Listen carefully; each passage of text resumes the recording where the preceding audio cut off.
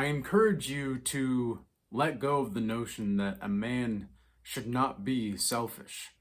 In fact, it is the psych vampires and the emotional manipulators and the demonic sluts that all want you to believe that you should not be selfish as a man. Now, am I saying that you need to be a complete a-hole? No, not at all.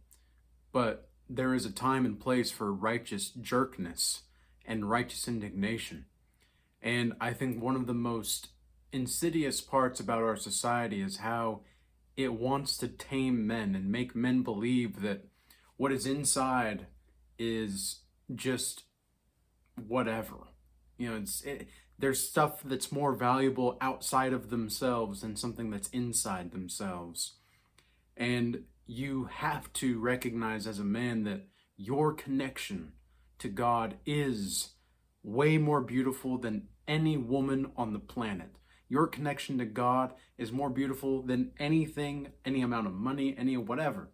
However, it's not to say that you can't appreciate those things externally, but with semen retention especially, and by the way, welcome to another Semen Retention Sunday episode here on the Regal Change account. When it comes to semen retention and you start to see the value of the internals more so than the externals, you might start to feel a little bit more selfish. But here's the thing. You don't have to be sorry for appreciating yourself. You don't have to be sorry for being radically self-interested in whatever it is that you want to do with your life. Because if you think about it, okay, we're all, as soon as we're born, we're going to die someday. And we have had the great fortune to live this long and to praise God for another blessed day. Because every day and every amount of time that we have in this life is a gift. And it is only the fact that we are aware of this as men, that we as logical creatures can see the future outcome and be prepared for it. That's what makes everything worth a little bit more in our own internals, because we know that the internalities are going to be eternal. Even though it's not external, it's going to be eternal. And so I want to read a little passage from my book here as well. This is the Book of Oldishness that came out in August of this year. And I talk a little bit about being an enterer of spirit, but why it takes the truth to do so. So to be a successful enterer of spirit, it is best to neither be caught up in emotional attachment nor stopped in your purpose from emotional detachment. An enterer of spirit, or an EOS, simply does things because they want to do them, not because they have learned to do them. There is little anything for an enterer of spirit to do except participate in their daily rituals of life with a subtle air of direction and purpose with each thing they do. Success and failure are both concepts to the enterer of spirit, because they do not always come from the God, and whatsoever does not come from the God is perishable. The flesh, although it comes from God, it's going to perish one day, but it's not a perishable thing. Your body, your mind, your soul, because your mind and your soul can't really survive without the heart to some degree. And so too, the heart can't really survive without the mind and the soul. And this is why it's so important to have purpose, especially on semen retention, because people want to look for their purpose. They want to look for this, they want to look for that, but they don't want to be an enterer of spirit. They don't want to be an EOS. They want to be a POS. They want to be, didn't think about that until just now. But yeah, that's exactly what they want to be. A lot of people just want to be pieces of crap, pieces of shit. That's what it is, right? They want to be POSs and not actually look upon themselves with a sense of reverence. They don't want to treat their words with their actions. And the reason being is because, well, you don't have to live in reality if your words and your actions don't align. You don't have to, quote unquote, live in reality. You get to opt out.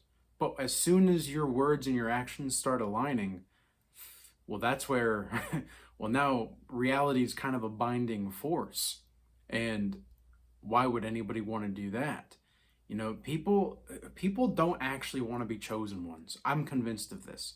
People don't actually want to be chosen. They want to be chosen, but they just want to be chosen. It's kind of like how a woman just wants to feel desired. Most people just want to feel chosen until they actually are chosen. And again, well, maybe not, they are not actually chosen, they're just called, right? Because as the Bible says, many are called, but few are chosen. And it's like, this is what happens. There are so many people that believe that they are chosen, and yet their words and their actions don't align. And it's like, why do you think that your words and your actions are not aligning?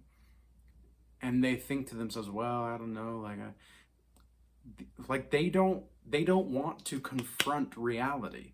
And a lot of these prosperity gospels, you might say, because we were talking a bit about this in the Bible study on Wednesday and last week, and in the RCA, and we were thinking about how it's like all of these Christians that are talking about the Bible, and yet they don't really actually ever like quote the Bible, or they don't actually live what they're preaching. I am one of the few people that I know that I can go to bed soundly at night because I can sleep soundly because I know that I'm practicing what I'm preaching. I know that although there's a lot of difficulties in the practice, I know that I'm doing it. I know that I'm doing this. I've been on semen retention since May of 2022. And have there been wet dreams? Of course, but I've never relapsed in that time period. And I've never gone against my own word because I know the cost. I know the cost of lying. I know the cost of not being in congruence with the laws, statutes, and commandments of God. I know the cost of that. And it's not a fun cost, because at that point you're spending rather than investing. When you're in line with God's laws, statutes, and commandments, you're naturally investing. Okay? And the key to investing is, in my experience, whenever I've gone all in on things, it's never worked out. But if I've done small, consistent, gradual investments, whether it's with life or with people, because you can tell a lot about how people operate based off of how they organize their finances. And if people maybe have like a good idea, like, okay, for example, like silver is going way up right now, right? Silver is going way up, and everybody's like, oh, maybe I should get in before it's too late. And I'm not saying this is financial advice, but what I'm saying is, like, there's a lot of people that see the rise and they're like, oh, I want to get in on it, but when things are boring, nobody wants to join, nobody wants to care. Like, they don't want to be there. And guess what? Being a chosen one, you're kind of in this, it's not boring by any stretch of the imagination, but you have to do a lot of boring things every day.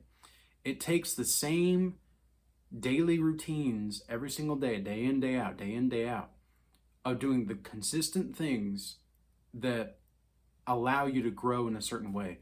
If you can just have one daily habit that increases your finances, it improves your emotional state, it improves your physical state, and it improves your mind, and it improves your spirit. 5 daily things. That's really not that many things. That's not that many things. It's not that many. Okay?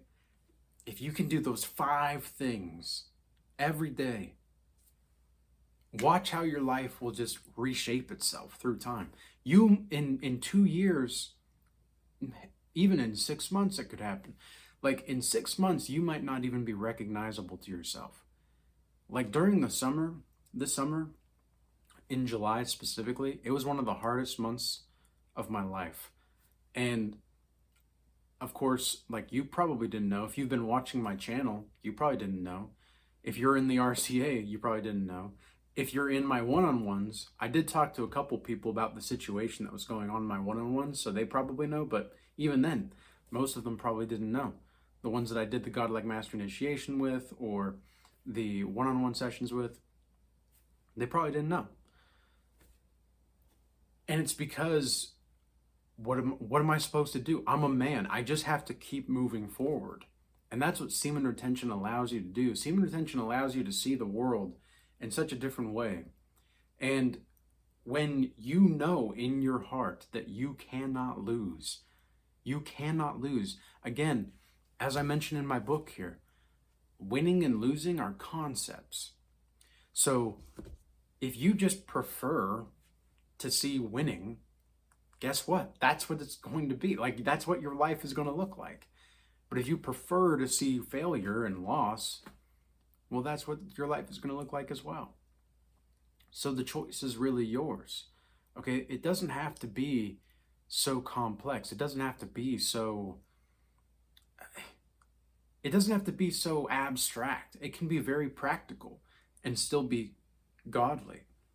Because one of the biggest errors that I see people do on semen retention, as well just as in life in general, is they make their life more unnecessarily difficult than it needs to be. And it's like they don't want to want. Like that's what it is. They don't want to want. And yet at the same time, that's the problem. You know, that's the issue. And I've seen this so many times recently that it's just, maybe it's also this time of year, I think, you know, it's just this time of year where people don't know what to do with themselves other than to just like give up or give in. And I don't know what it is. A lot of people are like that. And then they want to wait until the new year. It's like, you don't have to wait for the new year. New year, new me. Why can't you just be new right now? In the Bible, in Romans chapter 12, verse 2, it talks about renewing your mind and be constantly renewed by your own mind. Why can't you always be renewed by your own mind? There's a great quote by Alan Watts, who I'm not necessarily encouraging anybody to listen to him, but I think that there's some truth to what he says, of course. And I really liked what he had to say because he got me through a lot of hard times. But at the end of the day, I don't think it's necessarily godly, but that's neither here or there. Something he says very specifically is that you're under no obligation to be the same person you were 5 minutes ago. And that's true. You know, that's really true. Unless you made a vow with God, then you are under no obligation to do so. And if you do make a vow with God, then be mindful of that, okay? Because this is something else I've been thinking a lot about recently as well, and I mentioned in my last video, how women never in the Bible make a vow to a man. And I asked people in the comments to share if there were any Bible verses that actually have this happen. And the Bible verses that people shared were interesting and such, but none of them still were making a vow to a man. They were all making vows to God or asking the man to make a vow to her. And that's so interesting, right? That's so interesting. Why? So biblically speaking, women don't ever really make vows anyway. So why? So God never asked us as men to make a vow well, how do I say this? God never asked us to ask the woman to make a vow to us. It's we that make the vow to the woman. And that's kind of mind-blowing because she can only make a vow with God. Well, maybe not only, but that's what it looks like in the Bible. That's not what I'm just giving biblical examples here, okay?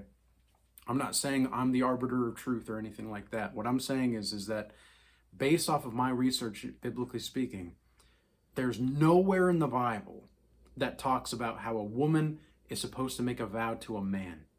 It's only that if she makes a vow, or if she makes a vow to God, then things are going to happen in that certain way. So that's very interesting. It's very interesting. It's not clear on whether or not a man and a woman can ever make a vow to each other, but a man is to make vows to a woman. That's very interesting. It's very interesting, right? And it honestly makes sense because that's what the woman wants. The woman wants commitment. The woman wants a vow-worthy type of love and desire. But does she ever make the vow? So that's something to think about. But it also, this is another reason why semen retention is so important, is because you're able to look at things from an actual, like, open-minded perspective. And if you're actually trying to get closer to God and you just want the truth, you don't care what the truth is, you just want the truth will reveal itself to you. Because that's how I am all the time. I don't care what the truth is. I don't care if the truth destroys what my perceived reality is. Okay, in my book, I also talk about PIMs, portrayals in mind. And if there's a truth that destroys my PIM, then it's going to be what it's going to be. I'm not going to be upset about that. I'm going to be more concerned with and prioritize with the actual truth because I want to live in reality. Like, that's the biggest problem that I see with people. It's like, I'm just trying to live in reality and y'all want me to live in a fantasy land. And this is why men have to be selfish. This is why we have to be radically self-interested as men. There's no other option for us as men. No other option. And there's a difference between serving God and serving people to try to get in God's good graces. Because sometimes you serve God by serving other people, and sometimes you serve people in the hopes of serving God. But, it's like the parable with the goats and the sheep, right? Where Jesus says, at the end of the age, there will be the righteous on his right hand and the unrighteous on his left. And the righteous will be the sheep and the unrighteous will be the goats. And to the righteous, the Lord Jesus Christ will say, you gave me drink when I was thirsty. You visited me when I was in prison. You welcomed me when I was a stranger, all of these different things, right? And the righteous will say, Lord, Lord, when did we do these things for you? And the Lord will say, when you did it to the least of my brethren, so too you did it to me. And then to the others, to the unrighteous, he'll say the same thing, but he's like, you did not come visit me. You did not give me drink when I was thirsty.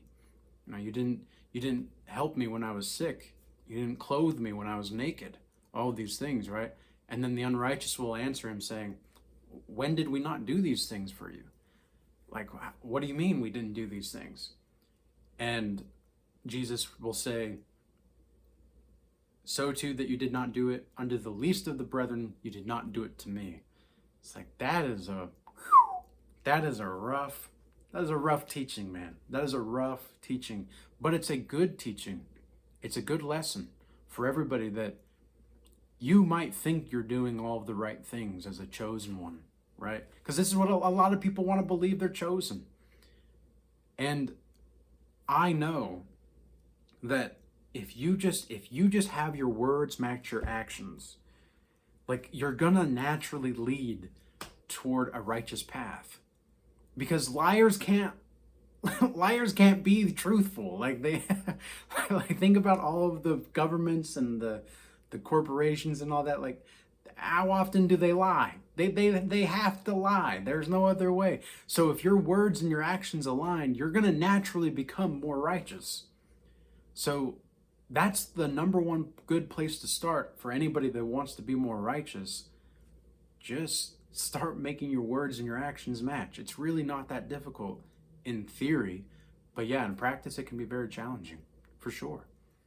But I have this strange ability that I don't say anything unless I know that I'm going to be able to implement it into reality. If I'm speaking about a verb, because verbs will grow, right? Whereas if I'm speaking verbs into existence, I know that like that's going to actually have some effects down the line. It's going to grow into something. It's going to be something. But it takes immense self-understanding and mastery to do this. And the way to do that and the way to get started is, number one, semen retention. Number two, having your words match your actions. And number three, what I talked about with the 5 different types of habits every day to build yourself. It's really that simple. That's where you start. Like, that's the system. That's the formula. If you want it, go. Take it and give it. Give it to yourself. Especially if you're a man out there. Okay, be radically self-interested. It's okay. But don't lie to other people. Don't lie to yourself in the process. So with all that being said, I hope this message was useful and insightful for you. If you're interested in signing up for the Godlike Mastery Initiation program that I have, that's going to be for people with the financial resources and the time to do so. And we go in deep, very, very deep into those calls. And that's like a whole transformation upgrade. Whereas the one-on-one sessions that I have, those are, some people do like weekly or bi-weekly. But other times people just kind of have 1 or 2, and they'll be able to take what they can learn and go somewhere with it. And then, of course, if you're looking for the community, not just with like-minded people, okay? I don't like saying that. It's not just a community with like-minded people. This is a university and church replacement option for everybody. That's what the Regal Change Academy, the RCA, is. It is a church and university replacement option. This is where you go to learn, to grow, and to actually be around people that want to win. Okay, everybody in there wants to win. And that's what's so cool. We all want to win. We're not just playing the game of life, just, oh yeah, it's the game of life. No, we're like, okay, this is the game of life, but we're gonna win. So if you want to be around people like that, that's the place to go. There's the free tier as well as the premium tier. The free tier, you get access to the community. Premium tier, you have access to the group calls and the classes. And the group calls are really the creme de la creme of the RCA. But those are your options for you. All right. It's time to invest in yourself, especially with the new year, right? Especially with the new year. Don't wait until January 1st. Start now. Peace be with you. Until next time.